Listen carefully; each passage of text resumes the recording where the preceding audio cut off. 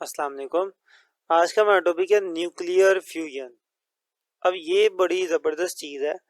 इससे पहले हमने जो न्यूक्लियर रिएक्शन पढ़ा था वो फिशन के बारे में पढ़ा था। फिशन में ये होता है कि एक एटम टूटता है और दो छोटे एटम बन जाते हैं। फ्यूजन में इसका उल्ट होता है, इसमें दो छोटे एटम मिलते हैं और एक बड़ा एटम बना देते हैं। इस रिएक्शन से ज़्यादा एनर्जी निकलती है और बहुत ज़्यादा एनर्जी निकलती है।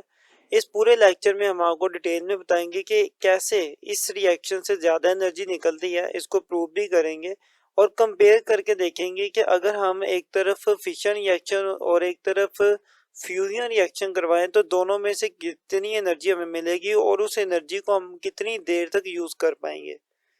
तो कंपैरिजन से आपको बहुत क्लियरली समझ आ जाएगी कि फ्यूजन रिएक्शन क्यों इतना पावरफुल है।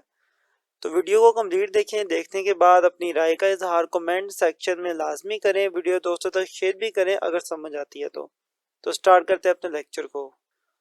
जी, बात करते हैं हम अपने फ्यूजन रिएक्शन के ऊपर। तो इसको भी पहले एग्जांपल से समझते हैं, बाद में डेफिनेशन में कन्वर्ट कर लेंगे। हमारे पास दो हाइड्रोजन के एटम है। एक हाइड्रोजन का एटम है ड्यूट्रियम और दूसरा जो एटम है वो है ट्रीटियम। क्लियर।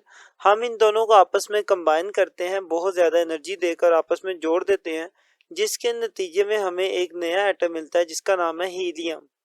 हीलियम का एटॉमिक मास 4 होता है, एटॉमिक नंबर 2 होता है और साथ में एक न्यूट्रॉन भी निकलता है और बहुत ज़्यादा अमाउंट में एनर्जी भी निकलती है। अब ये सिंपल सा रिएक्शन लगता है दिखने में, लेकिन ये बहुत पावरफुल है। ये जो एनर्जी है ये बहुत ज़्यादा है। अब कितनी ज़्यादा ये आगे जाकर डिटेल में बात करेंगे। ये वो रिएक्शन है जिसको हम कहते हैं फ्यूजन रिएक्शन। इसमें दो छोटे एटम फ्यूज हो जाते हैं और एक बड़ा एटम बनता है जिसका नाम है हीलियम। क्लियर। तो अब हम फ्यूजन रिएक्शन की डेफिनेशन कर सकते हैं कि when two light nuclei combine to form a heavier nuclei, कि जब दो छोटे न्यूक्लियाई कंबाइन होते हैं, हैवी न्यूक्लियस बनाते हैं, this process is called the nuclear fusion. इस प्रोसेस को ही कहा जाता है न्यूक्लियर फ्यूजन। क्लियर। यहाँ तक फ्यूजन रिएक्शन की बात हमने कर ली। अब इस चीज को थोड़ा डायग्राम की मदद से भी समझ लेते हैं। लेट्स सपोज मेरे पास है ड्यूट्रियम। ड्यूट्रियम में आपको पता है एक प्रोटॉन और एक न्यूट्रॉन होता है और एक तरफ है मेरे पास ट्रिटियम। ट्रिटियम के अंदर आपको पता है कि दो प्रोटॉन और एक न्यूट्रॉन होता है। ये जो है ये मेरे पास न्यूट्रॉन है और ये मेरे पास क्या है, प्रोटॉन है। तो सिमिलरली ये दोनों भी क्या होंगे, ये दोनों न्यूट्रॉन है और ये अकेला क्या है, मेरे पास प्रोटॉन है। क्लियर। तो ये मेरे पास कौन सा एटम हो गया, ड्यूट्रियम का, और ये कौन सा एटम हो गया, ट्रिटियम का। मैं इनको थोड़ा सा नीट करने के लिए नहीं लिख रहा। ये दोनों आपस में कंबाइन होंगे। कंबाइन होने के बाद एक नया एटम बना देंगे जो क्या होगा, हीलियम होगा। अब ये हीलियम का जो एटम होगा इसके अंदर क्या होगा, दो प्रोटॉन होंगे और तीन न्यूट्रॉन होंगे। अभी ये स्टेबल हालत में नहीं है, तो अपने आप को स्टेबल करने के लिए ये क्या करेगा, अपने अंदर से एक न्यूट्रॉन को बाहर निकाल देगा। तो जैसे ही अपने से एक न्यूट्रॉन को बाहर निकालेगा तो इस तरीके से ये हीलियम के एक स्टेबल एटम में कन्वर्ट हो जाएगा और साथ में हमारे पास क्या मिलेगा, एक न्यूट्रॉन मिलेगा। ये इसका एक ग्राफिकल या आप कह लेंगे तस्वीर डायग्राम है इस रिएक्शन की, फ्यूजन रिएक्शन की, और ये ऊपर उसकी एक जनरल इक्वेशन है। तो यहाँ तक हमने बात कर ली फ्यूजन रिएक्शन की। नेक्स्ट बात करते हैं इसमें जो मैस का लॉस होता है। अब आप कहेंगे कि जी इसमें भी मैस का लॉस कैसे होता है, हालांकि अगर इस साइड पे देखा जाए 3 और 2 दोनों जमा करेंगे तो 5 आएगा। इस साइड पे देखेंगे तो दोनों को जमा करके भी क्या आता है, 5 ही आता है। तो लेफ्ट और राइट दोनों साइडों पे जो मैस है वो तो इक्वल ही आ रहा है। लेकिन वो फिशन रिएक्शन में भी ये बात मैंने आपको बताई थी। इसमें भी बता दूं कि ये जो हमने वैल्यूज लिखी होती है ना, ये राउंड अबव करके लिखी होती हैं, लेकिन पॉइंट्स के अंदर जब जाते हैं फ्रैक्शंस के अंदर तो इनमें फर्क आता है। हमारी इस वाली साइड का जो मैस है, जो लेफ्ट साइड है, ये ज्यादा होता है और इस वाली साइड का मैस कम होता है। लेट्स सपोज यहाँ का जो मैस है वो 4.5 है, तो 5 तो ना हुआ, थोड़ा सा मैस कम हुआ। अब ये जो मैस कम है, ये कम मैस कहाँ पे गया, बेसिकली वो जो मैस कम हुआ 0.5 वही मैस किस में कन्वर्ट हो गया, आपकी एनर्जी के अंदर। क्योंकि आइंस्टाइन ने हमें ये बात बताई हुई है कि जो E इज इक्वल टू है mc², मतलब कि ये जो मैस है वो किस में कन्वर्ट हो जाता है, एनर्जी के अंदर कन्वर्ट हो जाता है। तो सेम वही काम यहाँ पर भी हुआ था। इसी चीज को हमने लिखा हुआ है कि according to mass energy relation, mass energy relation ये वाला था, E equal to mc², this loss of mass convert into energy, के ये जो एनर्जी का फर्क है इन दोनों में, ये किस में कन्वर्ट हो रहा है, एनर्जी के अंदर कन्वर्ट हो रहा है। ये जो वैल्यूज हैं ये कोई कंफर्म वैल्यूज नहीं है, ये मैंने आपको समझाने के लिए फर्जी वैल्यूज ली हैं। नेक्स्ट बात करते हैं कि हमें कितनी को एनर्जी मिल जाती है जब एक फ्यूजन रिएक्शन होता है, उसके ऊपर बात करते हैं। तो energy coming from the sun and star is supposed to be result of fusion, के जो हमारे सूरज हैं, सितारे हैं, ये फर्ज किया जाता है कि वहां पे भी क्या हो रहा होता है, फ्यूजन रिएक्शन ही हो रहा होता है, जिसके नतीजे में हमें क्या मिलती है, एनर्जी मिलती है, लाइट की फॉर्म में, रेडिएशन की फॉर्म में, हीट की फॉर्म में। तो वो सारी एनर्जी किस वजह से हो रही है, क्योंकि उनके ऊपर ये फ्यूजन रिएक्शन ही हो रहा होता है। नेक्स्ट चीज के the temperature at the centre of the sun is 20 million kelvin, कि सूरज के सेंटर में जो टेम्परेचर है वो 20 मिलियन केल्विन है, which is makes the fusion favourable, जिसकी वजह से वहां पर फ्यूजन रिएक्शन बहुत इजीली हो जाता है, क्योंकि इतने टेम्परेचर ही चाहिए होता है इस रिएक्शन को करवाने के लिए। नेक्स्ट चीज देखते हैं कि the four hydrogen nuclei fuse together to form a helium nucleus along with 25.7 along with 25.7 million electron volt of energy. वो कह रहा है कि 4 हाइड्रोजन एटम अगर आप कंबाइन करते हैं फ्यूजन रिएक्शन के अंदर, 4 हाइड्रोजन एटम को कंबाइन करके क्या बनाते हैं, एक हीलियम का एटम बनाते हैं, तो फिर आपको कितनी एनर्जी मिलेगी, 25.7 एनर्जी मिलेगी। लेकिन इससे पहले हमने जो रिएक्शन किया इसके अंदर हमने 4 हाइड्रोजन एटम नहीं लिए, बेसिकली वो जो 4 हाइड्रोजन एटम है वो सिंपल वाले हैं, जिसे हम कहते हैं प्रोटियम। लेकिन यहाँ पर जो हम हाइड्रोजन एटम ले रहे हैं, जो इस एग्जांपल में हमने यूज किए हैं, ये हमने थोड़े ज्यादा एटॉमिक मास वाले यूज किए हैं। एक का नाम है ड्यूट्रियम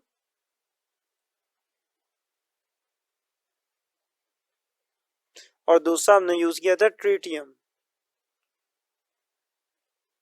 तो जब ड्यूट्रियम और ट्रिटियम आपको यूज करने हैं तो फिर 2 ही काफी होते हैं, इन दोनों को मिलाकर भी आप हीलियम का एटम बना सकते हैं। तो इनके रिएक्शन से तकरीबन 17 point something energy million electron volt energy release होती है। लेकिन जो अभी बात की गई है वो 4 हाइड्रोजन एटम की है, तो उस केस में 25.7 million electron volt of energy release होती है। अब आपके माइंड में शायद ये बात आए, और ये आनी भी चाहिए, कि हमने इससे पहले जो फिशन रिएक्शन पढ़ा था कि जब एक फिशन रिएक्शन होता है जिसमें एक न्यूट्रॉन मिलता है यूरेनियम के साथ, यूरेनियम 235 के साथ, एटॉमिक नंबर 92 है, तो हमें जो एनर्जी मिलती है वो मिलती है 200 मिलियन इलेक्ट्रॉन वोल्ट। जबकि हाइड्रोजन के केस में जब मैं ड्यूट्रियम और ट्रिटियम को आपस में मिलाता हूं तो हमें एनर्जी मिलती है 25.7। अब ऐसा क्यों है कि इस केस में एनर्जी कम है, इस केस में एनर्जी ज़्यादा। अच्छा, मैंने पहले आपको यहाँ पे कहा था कि तकरीबन 17.1 मिलियन इलेक्ट्रॉन एनर्जी रिलीज होती है इस केस में, लेकिन अभी के लिए हम इसी वाली वैल्यू को लेकर चलेंगे, क्योंकि बुक में आपके ये लिखी है तो मैं यही लेके चलूंगा, इसके अकॉर्डिंगली बात करूंगा। मेन चीज़ है कि आप कॉन्सेप्ट समझे कि इसमें एक्चुअली में जो एनर्जी का फर्क है वो कहाँ पे आ रहा है, आप इस चीज़ को समझें। तो यूरेनियम का जब एटम टूटता है तो हमें कितनी एनर्जी मिलती है, 200 मिलियन इलेक्ट्रॉन वोल्ट। जबकि हमारे पास जब हाइड्रोजन फ्यूज होता है और फ्यूज होने के बाद हमें कितनी एनर्जी मिलती है, 25.7 मिलियन इलेक्ट्रॉन वोल्ट। तो दिखने में तो लग रहा है कि ये वाली एनर्जी कम है और ये वाली एनर्जी ज्यादा है। तो फिर हम ये बात क्यों करते हैं कि जो फ्यूजन है वो ज्यादा पावरफुल है एज कम्पेयर टू फिशन के। एक्चुअली में इसके पीछे एक लॉजिक है, आप जरा इसको गौर से देखें कि यहाँ पर टोटल मैस कितना यूज हो रहा है, 235 और 1, इन दोनों को जमा करें तो टोटल कितने न्यूक्लियॉन्स यूज हुए। न्यूक्लियॉन्स का मतलब होता है प्रोटॉन्स और न्यूट्रॉन्स, तो कुल मिला के कितने यूज हुए, 236। और एनर्जी कितनी मिली, 200 मिलियन इलेक्ट्रॉन वोल्ट। अगर मैं देखता हूं कि 200 मिलियन इलेक्ट्रॉन वोल्ट को डिवाइड करता हूं इसके ऊपर, तो मुझे पता चलेगा कि एक न्यूक्लियॉन की वजह से मुझे कितनी एनर्जी मिली। तो हमें तकरीबन मिलती है एनर्जी 0.85 मिलियन इलेक्ट्रॉन वोल्ट। ये एक न्यूक्लियन के लिए एनर्जी है। अब यहाँ पर देखते हैं कि टोटल कितने न्यूक्लियन यूज हो रहे हैं। यहाँ पे टोटल हो रहे हैं 5, तो टोटल यूज हो रहे हैं 5 और एनर्जी कितनी मिल रही है 25.7। तो मेरे पास कितने बन गए, ये बन गए तकरीबन 5.14 मिलियन इलेक्ट्रॉन वोल्ट। अब ये चीज देखें कि यहाँ पर एक न्यूक्लियन से हमें 0.85 मिलियन इलेक्ट्रॉन वोल्ट एनर्जी मिलती है और यहाँ पर हमें एक न्यूक्लियन के जलने से 5.14 मिलियन इलेक्ट्रॉन वोल्ट एनर्जी मिलती है, जो कि तकरीबन से 5 गुना ज्यादा है। देखा जाए तो तकरीबन 5 गुना ज्यादा एनर्जी मिली हमारे इतने छोटे से मैस को फ्यूज करने पे, इतने छोटे से मैस का रिएक्शन करवाने से। यहाँ पर इतने ज्यादा मैस का रिएक्शन करवाने के बाद हमें एनर्जी मिलती है 200 मिलियन इलेक्ट्रॉन वोल्ट। और यहाँ पर सिर्फ वो 2 हाइड्रोजन जिनका मैस भी कुल मिला के 5 है, तो हमें कितनी एनर्जी मिल जाती है 25.7 मिलियन इलेक्ट्रॉन वोल्ट। अब ये एनर्जी कितनी होती है, आपको इसका एक अंदाजा देने के लिए एक आपको एग्जांपल दे रहा हूँ। ये जो कैलकुलेशन मैं लिखूंगा ये कोई इतनी फाइनलाइज नहीं होंगी, लेकिन ये बहुत हद तक आपको बता देंगी कि आप कितनी एनर्जी कंज्यूम करते हैं इन दोनों से। तो अगर मैं 5 ग्राम ले रहा हूँ यूरेनियम 235 और मैं 5 ग्राम ही क्या ले रहा हूँ, हाइड्रोजन ले रहा हूँ जिसका मैंने फ्यूजन रिएक्शन करवाना। हाइड्रोजन कौन सा, ड्यूट्रियम और ट्रिटियम का मैं फ्यूजन रिएक्शन करवाता हूँ। तो इन दोनों के एक से ऊपर वाला फिशन रिएक्शन होगा, नीचे वाला फ्यूजन होगा। दोनों से कितनी एनर्जी मिलेगी, तो फिशन रिएक्शन से मुझे तकरीबन एनर्जी मिलेगी 4.5 10⁻11 जूल और फ्यूजन से मुझे कितनी मिलेगी 3.15 10⁻12 जूल। तो ये एक 12 का मतलब बहुत ज़्यादा हो जाता है, 11 से 12 आते आते बहुत टाइम इंक्रीज हो जाती है एनर्जी। अब ये एनर्जी अंदाजन कितनी है कि मतलब ये कितनी कुछ चीज़ें चला पाएगी। अगर आपको इसका एक अंदाज़ा दिया जाए ना कि अगर आपका घर है, तो इसका आपको एक अंदाज़ा देता हूँ कि अगर आपके पास कोई बाइक है, इलेक्ट्रिक बाइक है जो कि 500 वाट की है, 500 वाट की अगर आपके पास इलेक्ट्रिक बाइक है, तो उस इलेक्ट्रिक बाइक को ये एनर्जी कितनी देर तक चला पाएगी 28.5 ईयर्स। इतने ज़्यादा सालों तक ये वाली एनर्जी उसको चला पाएगी। और अगर इस एनर्जी की बात करी जाए तो ये 200 सालों तक आपकी बाइक को चलाएगी। तो देखिए ये कितनी ज़्यादा एनर्जी है, दोनों से बहुत ज़्यादा एनर्जी मिल रही है। हम अगर 5 ग्राम यूरेनियम का रिएक्शन करवाते हैं और सारी एनर्जी यूज़ करते हैं तो 28 साल तक 30 साल तक तो हमारी बाइक चलती रहेगी नॉन स्टॉप। तो इतनी ज़्यादा एनर्जी सिर्फ 5 ग्राम यूरेनियम में है। और अगर हम यूरेनियम की बजाय हाइड्रोजन यूज़ करें तो वो तो 200 साल तक चलेगी हमारी बाइक। तो इसका ये मतलब हुआ कि ये जो चीज़ें हमारे पास एनर्जी का बहुत बड़ा सोर्स है, हम इनसे बहुत ज़्यादा एनर्जी यूज़ कर सकते हैं, ले सकते हैं, लेकिन दोनों में फ़र्क है। पहली बार यूरेनियम कोई इतना अच्छा तरीका नहीं है एनर्जी लेने का, क्योंकि यूरेनियम के रिएक्शन के बाद भी जो एटम्स बचते हैं वो भी रेडियो एक्टिव होते हैं, उनमें से भी रेडिएशन निकलती रहती हैं, तो जो कि नुकसान है हमारे लिए। लेकिन ये जो हाइड्रोजन वाला रिएक्शन है ना, ये बहुत ज़बरदस्त रिएक्शन है। इसके रिएक्शन से कोई भी वेस्ट मटेरियल नहीं बनता, हीलियम बनती है उसका हमें कोई नुकसान नहीं होता।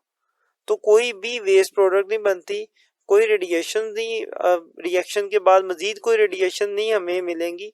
तो बहुत ही साफ सुथरी एनर्जी प्रोड्यूस होगी और यही एनर्जी आपके सूरज के ऊपर भी बन रही है। तो अगर साइंटिस्ट इस तरह का फ्यूजन रिएक्टर या फ्यूजन रिएक्शन छोटे लेवल पे बनाना सीख जाए या कुछ ऐसा कर जाए, तो हमारे पास एक अनलिमिटेड एनर्जी का सोर्स आ जाएगा। एक दफ़ा आपने घर में अपनी वो एनर्जी लगा देनी है, देन सारी ज़िंदगी आपका घर और आपकी आने वाली नस्लें भी उस घर को चलाती रहेंगी, कोई मसला नहीं होगा एनर्जी का। लेकिन ये बहुत मुश्किल काम है, मे बी इन फ्यूचर ये हो जाए और साइंटिस्ट पे काम कर भी रहे हैं। और एक और चीज़ आपको बता दूं कि स्पेस टेक्नोलॉजी में इन चीज़ों को यूज़ भी किया जाता है, क्योंकि बाहर स्पेस में हर तरफ आपको धूप नहीं मिलती कि आप सोलर सिस्टम से अपने रॉकेट्स को या बाकी चीज़ों को एनर्जी दे पाएँ। तो वहाँ पे एनर्जी आपको इन्हीं रिएक्शंस की वजह से मिलती है। तो वहाँ पर ये रिएक्शन ऑलरेडी यूज़ किए जा रहे हैं अपनी सैटेलाइट्स को, अपने रॉकेट्स को एनर्जी देने के लिए। तो खैर वहाँ पे तो यूज़ हो रहे हैं, तो मे बी आने फ्यूचर में ये चीज़ें हम प्रैक्टिकल लाइफ में भी देख पाएँ। तो ये हमारे पास था हमारा फ्यूजन रिएक्शन, जो कि बहुत ज़बरदस्त रिएक्शन है। और एक और चीज़ आपको बता दूं कि जो एटम बॉम्ब होता है, एटम बॉम्ब के अंदर हम ये वाला फिशन रिएक्शन करवाते हैं। लेकिन एक और होता है जिसे हम कहते हैं हाइड्रोजन बॉम्ब। हाइड्रोजन बॉम्ब के अंदर ये वाला रिएक्शन होता है, फ्यूजन रिएक्शन, जिस वजह से हाइड्रोजन बॉम्ब ज़्यादा खतरनाक हो जाता है हमारे एटम बॉम्ब की बनिस्बत। और ये रिएक्शन करवाने से के लिए भी हमें इतनी ज़्यादा एनर्जी चाहिए, और वो एनर्जी कैसे आती है, इस फिशन रिएक्शन से आती है। तो होता क्या है कि जब एक हाइड्रोजन बॉम्ब गिरता है तो पहले फिशन रिएक्शन होता है, इसकी जितनी भी एनर्जी है वो सारी एनर्जी यूज करके फिर दोबारा से एक और धमाका होता है जिसके अंदर क्या होता है, फ्यूजन रिएक्शन होता है। और उस फ्यूजन रिएक्शन से के नतीजे में और ज़्यादा एनर्जी निकलती है। तो हाइड्रोजन बॉम्ब बहुत ज़्यादा डेंजरस है as compare to atom bomb के। तो मैं उम्मीद करता हूँ कि आपको ये जो फ्यूजन रिएक्शन है ये भी क्लियर हुआ होगा, आपको फिशन रिएक्शन भी क्लियर हुआ होगा। इनके अंदर जो मैंने आपको कैलकुलेशन दी है ये कोई इतनी फाइनल नहीं है, ये आपको डिफरेंट प्लेटफॉर्म पे थोड़ी सी इनमें वेरिएशन नज़र आएगी। लेकिन ये चीज़ क्लियर है कि आपको इन कैलकुलेशन को देखकर थोड़ा अंदाज़ा आपका हो जाएगा कि ये कितनी ज़्यादा अमाउंट में एनर्जी हमें मिलती है, तो जो कि आपको देना ज़्यादा ज़रूरी है। मैं उम्मीद करता हूँ कि आपको ये सारा लेक्चर समझ आया होगा। अपने कमेंट सेक्शन में ज़रूर कमेंट करके जाएं। वीडियो अच्छी लगे तो दोस्तों तक शेयर लाजमी करें। मिलते हैं इंशाल्लाह नेक्स्ट वीडियो में, तब तक के लिए अल्लाह हाफिज़।